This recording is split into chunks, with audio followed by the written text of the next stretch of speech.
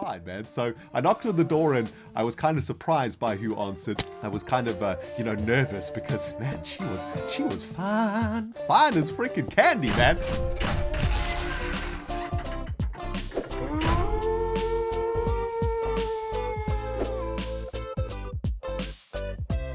Greetings, Cyberdogs and citizens of the interwebs. This is ReNDoG coming at you in another episode of Minecraft Survival from the Hermitcraft server.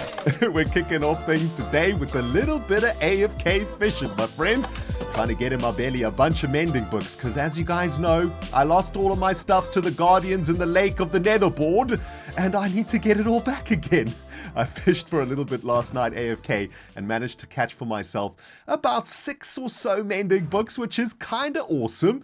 Gonna get me a long way to getting all of my freaking items back, man. I'm so angry about losing those items. Did we get any more mending books out of that little session? No, just some raw fish, some salmon, some puffer fish, and a saddle. Great stuff. AFK fishing, man. So inefficient and so freaking boring. Anyway, guys, welcome back to another episode from Hermitcraft, baby. Today we got some awesome stuff to do, man.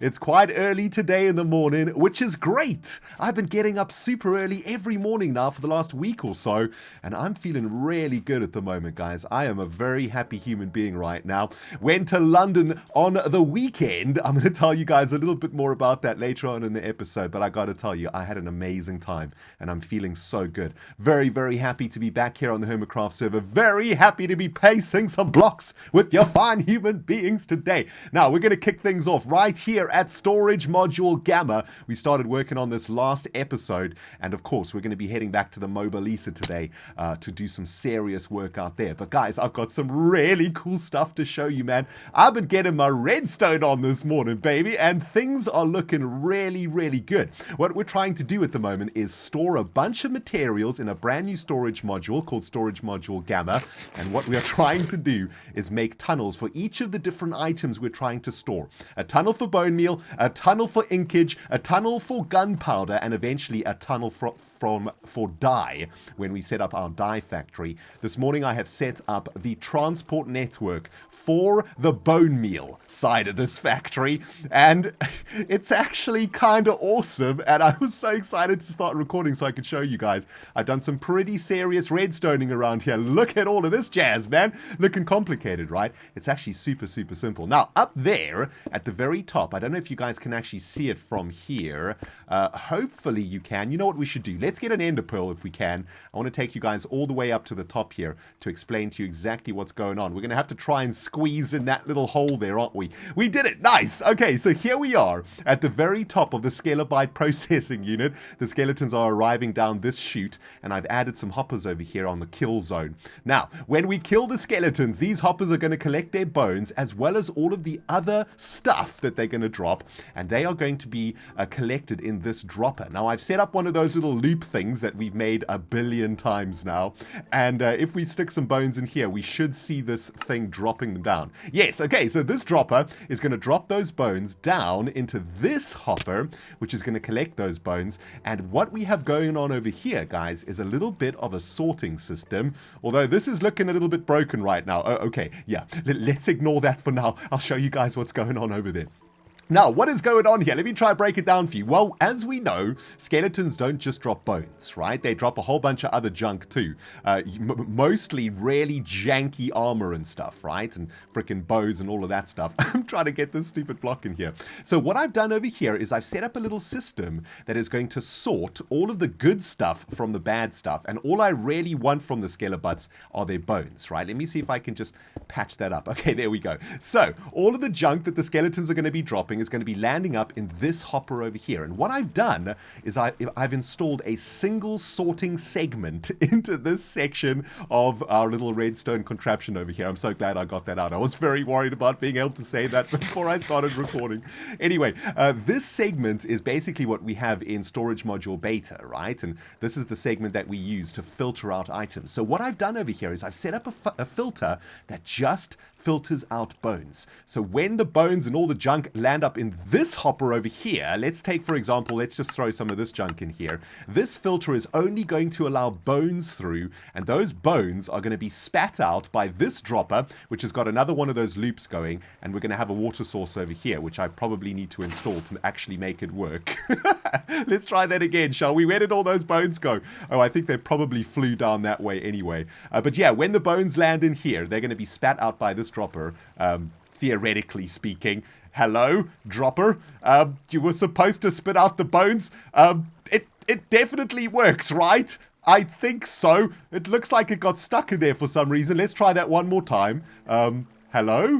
Oh, I see what's going on over here. The bottom hopper of the sorting filter actually needs to have a bone in its place. It's not going to spit this one out because it's been turned off at the moment. So once I've explained this, we'll do a proper test. Go kill some skeletons up there and see if this actually works. Let's just change that to orange before the OCD kicks in. Now, what is going on over here? Well, all of the bones are going to be going down here, right? And all of the other junk that we get from the skeletons is going to go in this direction. So say, for example, by some miracle, skeletons drop black concrete. All of that black concrete is going to be going down this hopper chain, and it's eventually going to end up over here.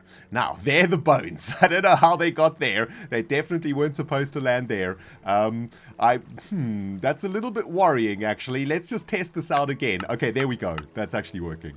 Okay, so anyway, all of the junk is going to arrive here at this hopper, and actually that is collecting bones, which is not good. It's not supposed to be collecting bones. I think I probably have to install some other kind of filtering mechanism over here. Oh, for crying in a bucket, it actually doesn't work the way that I wanted to completely. Does anybody out there know how I can fix this? Oh, man.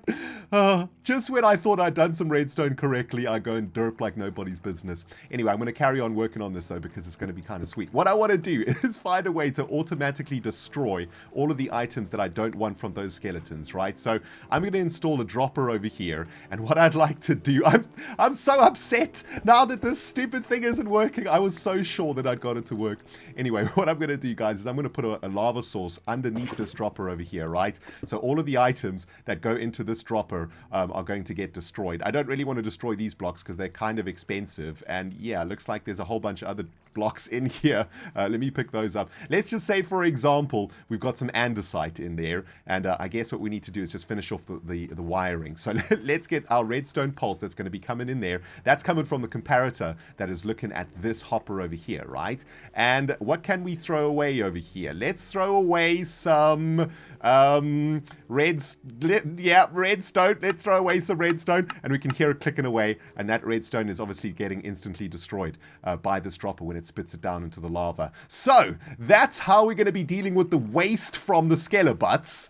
Now I only have to figure out how to optimize the collection of bones. I suppose what's happening is those bones are sitting in that top dropper and then actually getting sucked out to the right quite quickly before they actually get sucked into the bone filter. Dang it! This stupid thing was supposed to work within the icy cold depths of the Skelebite processing unit. We are gathering test subjects for murdification, Cyberdogs. And it looks like they're just freaking dying as they land because there's some mob clumpage going on over here. What happens if we open this? That's probably a bad idea. Anyway, I'm generating some skeletons over here to put this to the test. I've added some carpets on top of the hoppers so that we can get the XP. And I've also added some carpets over here. I've had some problems in this area in the past, guys. About a week ago or so, I came here to grind some skeletons, and, well, there was a creeper hiding in here, blew me up and blew up this entire room.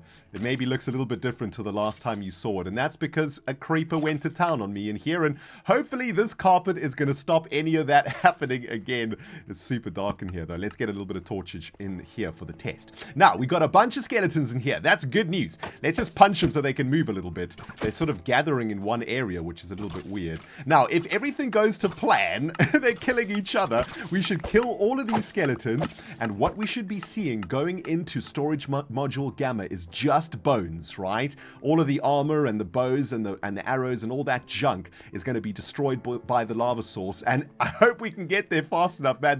Those bones are going to be traveling at light speed across those ice aqueducts that we built. Let's have a look. We should see some bones going up the top of that item elevator. Are there any bones going up? Yes, I just saw a bone. There we go. And there's some cobblestone too, which is confusing. I don't know where that's from, but look at all those bones coming up there. That is absolutely perfect, guys. That means our delivery system from the Skelebyte processing unit is actually working. And what I can do now is set up a sorting system here to collect the bones in chests on this side of things. By the way, guys, a ton of you guys have said we should swap these out for shulker boxes. That's absolutely genius, and that's exactly what we're going to do. However, we're not doing that today. I have made a promise to myself, guys. I am not spending more than 45 minutes on redstone in a day of playing Minecraft, because I end up spending the entire afternoon on it, and then I don't record as much as I want to. So we're going to be saying goodbye to storage module Gamma for today. Next episode, we'll get back here. We've got the ink storage working. We're collecting ink. We now have the bone storage working, which is awesome. Next step is going to be to try and collect TNT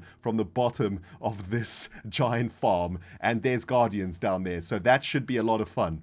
I don't want to think about it, guys. Let's get our butts over to the MOBA freaking Lisa. What in the name of all that is Hermitcrafty has happened to our end, guys? Jeez, this place is looking super janktastic, man. Look at this. Just a couple of purple bricks in the middle of nowhere, a bunch of cobblestone, some dark oak wood. Might as well just throw a whole bunch of different blocks up in here. No idea what Hermit's been doing this, but jeez, looks like someone needs to get a cleaning crew up in here. You know what I'm saying? Just came out here to replenish my ender pearl stocks, and can't wait to get out of here, if I'm honest. As you might expect from a human being who's played Minecraft pretty much non-stop for the last 5 years or so, I have built a good fair number of walls in my time, Cyberdog Dogs. But I gotta say, man, this one is turning out to be one of my favorites. I think back to the first wall that I ever made in Minecraft. It was pretty much just made up of cobblestone. I thought it was pretty cool at the time though, but this wall, this has taken design to the next freaking level. I'm absolutely loving it, man. The last time we were out here, we were working on an interior design for the wall, and I kind of liked it. It looked pretty sweet. It was looking a little bit too symmetrical for me though. It was pretty much made up of these segments, right? There was no variation to it, and what I've done is I've added a brand new little segment in here with a little bonsai shrubbery bush and a little bit of that light grey concrete that we used on the outside of the wall too. Doesn't that look sweet? I absolutely love it, man. It just helps to break up the symmetry of this wall. You know, one of the things that I'm kind of struggling with this Elvin Fortress design is that we've got to try keep it absolutely amazingly opulent, right? Assuming that the elves that live here are extremely powerful beings and would have created an absolutely perfect structure. It's kind of difficult for us to get a bunch of block variation and stuff into this build, because the more block variation that we add into the design, the more mess that we add into the design. And the elves, of course, would not be making messy structures. They would not be making buildings that are all over the place. And most importantly, we need our side of the wall to be contrasting with the very messy side of Iskal's orcish castle over there. So a lot of things to consider when we're working on this wall. Now today, guys, we have got a lot of very important tasks to get up to. We want to try and take this thing to the next level. We're kind of fallen behind a little bit. Iskal's gone way ahead of us in the building of his side of the Mobile Lisa, and I kind of want to do a little bit of catch up today. So what I want to try and do today is get a floor plan laid out for our side of the Mobile Lisa. This huge area over here, this is going to be a very important part of the game. This is where a lot of the PvP is going to be going down. The enemy team is going to be invading this area through the entrance over here of the wall, and they are going to be able to go in two directions. Firstly, they'll be able to go in this direction where they can pillage the materials from the Elf Kingdom, which is of course their primary goal for the for this PvP minigame, or they could go in this direction down this little hole over here where they will find one of the elf players farming zombies. Now, I have already dug out a huge area over here, and underneath here, yep, there it is a zombie spawner. It's somewhere over there. There it is. And what I'd like to try and do today is do some of the technical work, get that jazz out of the way. What we need to do is create a system that is going to pull those zombies from that spawner up there and deposit them in this chamber. This is where the farmer of the elf side, that's the official game name for him, is going to kill those zombies to collect the rotten flesh so that the other players can use the flesh to buy stuff in the shop of the Elvin Fortress. Now, that's the second thing, the second big mechanical thing that we're going to need to set up, and that shop is probably going to be around here somewhere. We might dig it into this mountainside or find an interesting place for that. But what I want to try and do today is get this floor into the courtyard of our Elven Citadel, get this installed, and then start working on a little bit of a floor plan. What is this area going to look like? Oh, baby, we be cooking with gas today, Cyberdogs. Finally, the true scale of what we're trying to achieve out here is starting to take shape. I've added in a stencil for a second massive wall behind our Elvish Fortress. And behind that wall, we are going to be creating a huge Elvish city. I think you guys can agree, man. When this is finished, it is going to be absolutely magnificent. Now, guys, I've been hard at work this morning trying to stencil out a layout for our little part of the Mobile Lisa here, and I got to take you guys through this because it's kind of important, okay? So take a look at this. We got a stencil for this massive wall, and as you can see, it spans all the way further than the actual fortress itself. It goes all the way into that forest and all the way to the left there too, and I want that to be that way because I want this place to look really impenetrable. When you're looking across the arena at the Elvish Fortress, I want you to think as an orc player, there's no ways we're getting into that, man. That is absolutely insane. Those elves are super powerful. I want it to sort of tower over the land, and I also want to make spires in the back of this wall penetrating into the skyline. I want it to look really, really opulent, really, really sweet.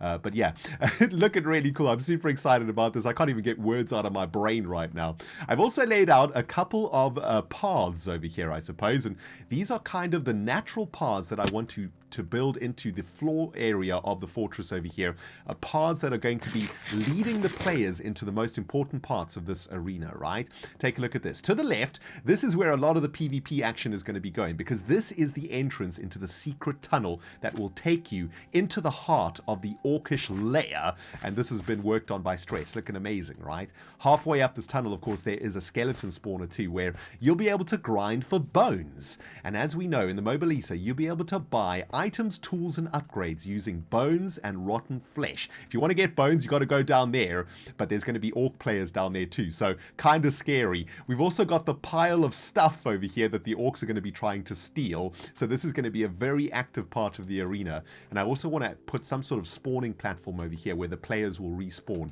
or the elf players anyway, right? So that's the plan. This side of the arena is going to be super active for PvP, and that should be pretty sweet. Now on this side of the arena, it's going to be more of a passive side of things. This is where the elf players are going to do two things. Number one, they'll be able to come over here and make some purchases. They'll be able to buy weapons and tools and upgrades and whatnot from a massive redstone shop over here, and we need to make sure we have enough space for redstone, which is why I think the shop will probably face in this direction, and that way we can push all of the redstone into the back of the Elvish city, and we can sort of cover that up with a really cool looking facade of some kind, some sort of a building. And of course, in here is where we are going to be generating our resources. This is where we are going to be spawning zombies from that spawner over there, and those zombies are going to be delivered into a very small chamber. It's a chamber that's 5 by 7 wide, exactly the same dimensions as Iskal's chamber. We need to do that, of course, so that the game is completely balanced, right? And, well, we're making it really small because we want the farmer to really struggle. We want the farmer to always be in trouble, to be covered in zombies, to have to work really hard to get zombie flesh, and well, in this episode we still need to find a way to get those zombies into this chamber, which is something we're going to be working on at the end of this episode. So that's pretty cool. We got everything laid out now for our side of the Mobile Lisa, which makes me happy, and I really know what I'm doing now. All of the clarity has now come to my brain. I know exactly what we need to achieve. Next up, what I want to try and do is work on a spire design over here. As I said, I want this wall to look really overwhelming for an orc player when they look across the arena. I want it to look really scary, and for that to happen we need to have some really sort of overpowering towers that penetrate into the skyline as you look across from the other side of the arena. So I got a couple of plans for this, and I want to start placing down some blocks. But guys, while I'm doing this, I want to tell you a very, very quick story about my trip to London this weekend. In the previous episode, I think I told you guys about my plans to go to London on the weekend and to go and visit all of the places of relevance relevance for myself that I've had in London over my last 8 years there. Basically, on Sunday, I went on a massive adventure through the city of London, and I went back to every single house that I've ever lived in London. And I also went back to all of the different places that I worked while I was living in London. Oh my goodness. It was an absolutely insane adventure, guys. I started at about 6:30 in the morning, woke up super early because,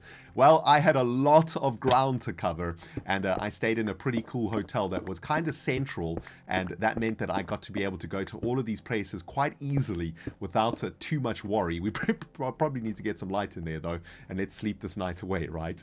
But yeah, I went on this massive adventure, had my backpack on. In my backpack, I had some sandwiches, I had some tasty beverages, and I had my phone with me with all of the different places I was going to go to marked out on the map.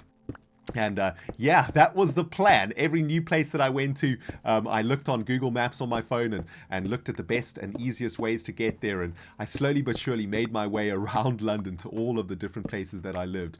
I had a little bit of an awkward experience in the first place that I visited, though. It was the very first house that I moved into, all the way back in, when was it? 2007, I think it was, when I first moved to London.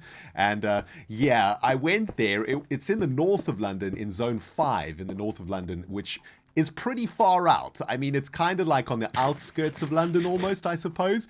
And it was the very first room that I lived in after I got my first job in London. And I lived with about 7 other people or so in that house. And I lived there for about a year and a half. Had really amazing times there. Of course, since then, all of the people that I lived with have moved on to other places. And nobody there that I knew, you know, from the original housemates are still there. Of course, they've all done their own thing. But for some reason, I thought that it would be okay for me to knock on the door of this very first house and to ask if I could go inside and have a look at my old room. I have no idea why I thought this would be okay, but I tried it anyway. It was the first room that I rented in London, and I kind of wanted to see it again. You know, I kind of want to see the walls and the carpet and get a feel for the room again and sort of relive those good times in my mind.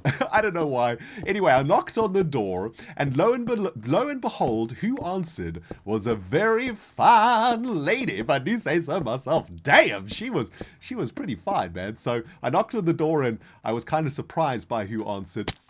I was kind of, you know, nervous because, man, she was fine as freaking candy, man. Anyway, I said hi and introduced myself, and she thought that I was a salesman or something, right? Because I just random person knocking on the door, and it was a Sunday morning too, pretty early. The more I think about this, the more of an idiot I feel. I can't believe I actually did this. Anyway, I said to her, hi there. I used to live in this house back in 2007, and I was hoping if I could just have a look in my room very quickly that I used to live in. You know, just poke my head around the corner and take a quick look. I don't want to spend a long time. I just want to look inside and then leave, and then and that's all. That's all I want to do. And while I was rambling on trying to explain to this lady what I wanted to do, I mean, I could just see the fear in her eyes take over, man. She was not very happy with my plans. I mean, she obviously thought that something dodgy was going on. And to be honest with you, I wouldn't trust somebody coming up to my house and knocking on the door and asking to go into the room randomly to take a look. I mean, it sounds like, you know, I was staking out a robbery or something, right? Oops. Anyway, she very, very quickly sort of said, no, I don't think so. I don't think that's a good idea. I'm sorry. Yeah, but anyway, I gotta go now. I need to make breakfast. And she closed the door on me. I was such a freaking idiot. Anyway, it was worth a try. But yeah, I made my way all the way around London to all of the different places that I wanted to go, guys. I had an absolutely amazing time. It was a great time of introspection. I was just by myself listening to music, listening to my favorite albums and stuff, and just going to all of the different places. And I got back to my house a couple days ago, feeling super good and super happy with my life, and feeling very, very lucky, to be honest with you, to be able to, well, do this. I mean, how sweet is this? Look at what we're making. So anyway, that's the sort of spire that I want to make. It looks a little bit fat, actually. I might make it a little bit thinner, maybe make the first part of the spire a little bit lower. But that's the idea. We have these sort of spires poking out into the skyline all the way along the back wall over there. I think that's going to look absolutely jazz-tastic, baby. Welcome back, cyber diggity dogs, to the chamber of the jank. Jeez, this place is looking so terrible. terrible, man. We got pillars of cobblestone. We got green blocks all over the show. It's looking super noob-tastic, straight out of 2012, man. But don't you guys worry, we're going to make this place look sweet once we get it working. This, of course, is the zombie grinding chamber, a very important part of the Mobilisa arena. This is where the elf side of the game are going to be collecting rotten flesh that they're going to be using as a resource to purchase stuff in the shop of their side of the arena. Now, we need to make sure that this is working, and on top of that, we need to make sure that it's 100% balanced, right? This chamber and this mechanism needs to work pretty much as close to Iskal's side as possible. Iskal also has a zombie spawner, and he's designed his spawning chamber in the following way. To get down into the spawning chamber, you got to go 5 blocks down a ladder, then 5 blocks across a passageway into your 5x7 spawning chamber. And of course, the reason that we need to make sure that both of our sides are exactly the same is because this is one of the most important parts of the Mobilisa, is gaining resources for your team. And if one team is gaining resources faster than another, then we got a little bit of a problem, don't we? That team's going to get an advantage. So this is the design for the zombie spawning chamber. What I've done is I've created a mob elevator over here that is going to take us all the way down into the zombie spawning chamber. And what we need to do now is get this bad boy fired up. There's the zombie spawner itself. And yeah, we need to get some water into this thing to push the zombies into the item elevator. And then we need to test that it's working. We also need to get rid of all the light, which is going to be a little bit scary. Let's just get rid of all of these light sources, and let's start some flowage of the water over here. We just need to get water sources all the way along the length of this wall, and I guess we probably need to kill those two, and that should complete the process. Yeah, there we go. Okay, so now any zombies that spawn, as you can see, are going to get pushed into this water stream. We also need to place a block over there to finish that off, and let's just get ahead of this zombie, and hopefully the zombie elevator is actually working correctly. If it's working correctly, the zombie's going to end up at the top here, and he should get pushed into this area. I think we probably need to add one more bit of water. Dang it, I need one more bit of water. Hi, zombie. What's cracking? You got a freaking crafting table for me there. Thanks, dude. Okay, 2 more buckets of water have been obtained, guys, and we can get our zombie spawner fired up now properly. I think what I'm going to need to do is drop some water on top of this spawner to get rid of the torches, or I could probably drop down in here, break the torches very, very quickly, and then dig our way back up. Oh, there's another torch there that I forgot. Okay, there we go. And we'll add some blocks on top of the spawner so zombies don't get stuck on it. Okay, perfect. That's looking good. Now all we need to do is add another water source to the very top of the elevator over here, right? I put a sign over here to stop the water, and my theory is if we stick a water source over there, that's going to push the zombie into the chamber perfectly, and he goes through the sign too. So that's perfect. Okay, so the zombies are going to be spawning and transported into this part of the chamber absolutely perfectly. Let's just make sure they can't actually get out of here also. Absolutely perfect. And we need some torches up here, I suppose, to stop the spawning too. Now, how are we going to get the zombies into this chamber? This is a very, very interesting mechanism that Iskal has come up with. What we want them to do is actually fall through the roof in random positions, right? And here's the thinking behind this mechanism, and I think it's really, really smart. If, for example, we made these zombies only fall through a single hole in the roof over here, for example, right? Let's just get that in there, and I can actually probably do this from the bottom chamber. If, for example, zombies were only going to fall through that hole, we could literally just grind them quite easily, right? Like we could just stand here and wait for them to fall through the hole, and as the farmer, we could literally just farm them like this, right? Super easy. Now, that's a little bit too easy of rotten flesh collection. Now, what happens if we made it a little bit more random, right? Say, for instance, instead of having that hole over there, we had a hole over here, a hole over here, and another hole over there, for example, right? That's going to give the zombies at the very top 3 different places to sort of walk down, and we might be able to add a few obstacles and stuff on that top floor to try and direct those zombies into different positions also, right? There we go. He fell through a random position over there. We didn't see him falling, which is kind of interesting. And there's another one over there. Oh, jeez! And there's one that's just fallen in front of us, and this is the kind of chaos that I want to generate for the farmer in the Mobilisa, right? We want them to be scared scared to not know where the zombies are going to be falling from, and hopefully those zombies are going to sort of fall through these different holes in the chamber. Now, I think in the next episode, we're going to focus on this chamber, try and work out the mechanics a little bit more, make it work a little bit more evenly, I suppose, so that the zombies are coming in from all over the place. Oh my goodness, they are actually coming in from all over the place here. Jeez. Okay, this is getting a little bit scary now. I think I should probably get myself out of here. Let's block this up, shall we? Yeah, let's get ourselves up. But yeah, next episode, we're going to work on that chamber specifically, try and get the game mechanics working really, really well. And hopefully I can show you Iskal's side of the island if he's got Iskal's side of the island, Iskal's side of the arena, if he hasn't got any spoilers there, because his side is looking absolutely awesome. Anyway, guys, that's going to do it for today, man. I hope you have enjoyed today's episode of Minecraft Survival, and I hope you are hyped to see how this place is going to turn out. I think it's going to be absolutely amazing, man. Thank you guys so much for watching, man. ReNDoG signing out from the Hermitcraft server. Remember to hit that like button if you enjoyed the episode. Hit the subscribe button if you haven't freaking subscribed yet. And we will smell you all in the next episode.